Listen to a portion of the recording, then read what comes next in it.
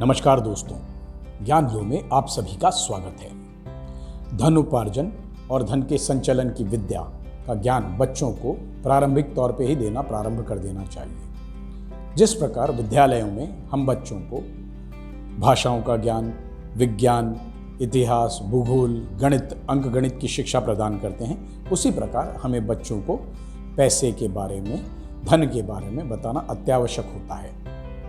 आमतौर पर देखा यह गया है कि हम बच्चों को पैसों के मामले से दूर रखते हैं। हम किसी भी चीज़ों में उनको सम्मिलित नहीं करते, जबकि करना इसका बिल्कुल विपरीत होना चाहिए।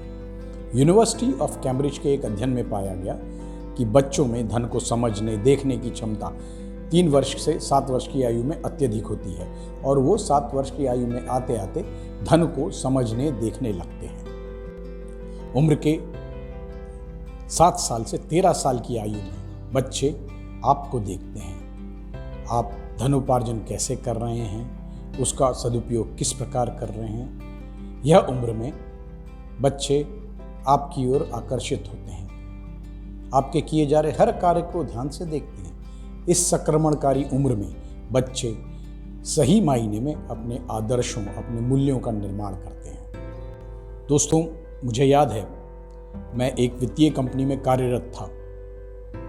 यहाँ पे हम व्यापारियों को ट्रक, 4 व्हीलर खरीदने के लिए ऋण पे पैसा दिया करते थे।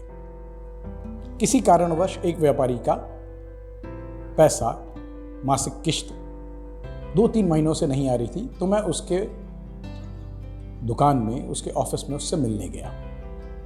मैं सुबह सुबह पहुंचा तो वो व्यापारी बैठा हुआ था और जब मैंने उनसे कहा कि साहब आपकी किश्त समय पे जमा नहीं हो रही है और क्या कारण है, तो इस पे उन्होंने मुझे कहा कि साहब आप सुबह सुबह आ गए हैं, ये मेरी बोनी का टाइम है, समय है और आप बड़े अजीब समय पे आए हैं।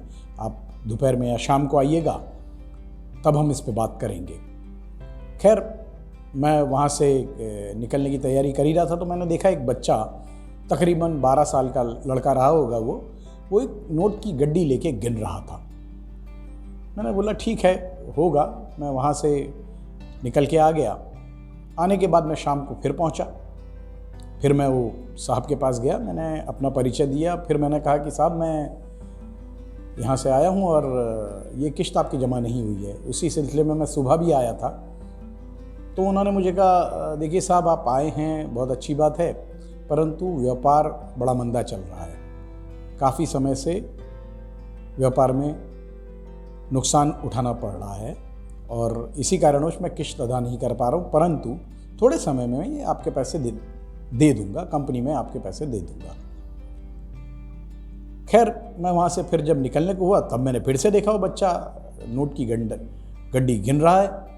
तब मैंने उनसे प्रश्न किया कि साहब आप तो कह रहे हैं कि धंधे में नुकसान है, पैसा आ नहीं रहा है, और ये जो बच्चा है मैंने इसे सुबह भी देखा था, ये नोटों की गड्डी गिन रहा था और अब भी मैं देख रहा हूँ। तो उस व्यापारी का जो जवाब था, उत्तर सुन के मैं अवाक हो गया।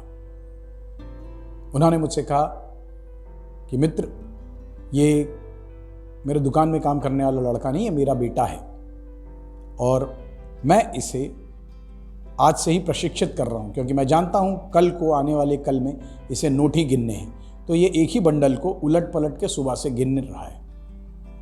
तो दोस्तों, विद्या के साथ साथ धन की शिक्षा भी एक उज्जवल भविष्य को निर्माण करती है। नमस्कार।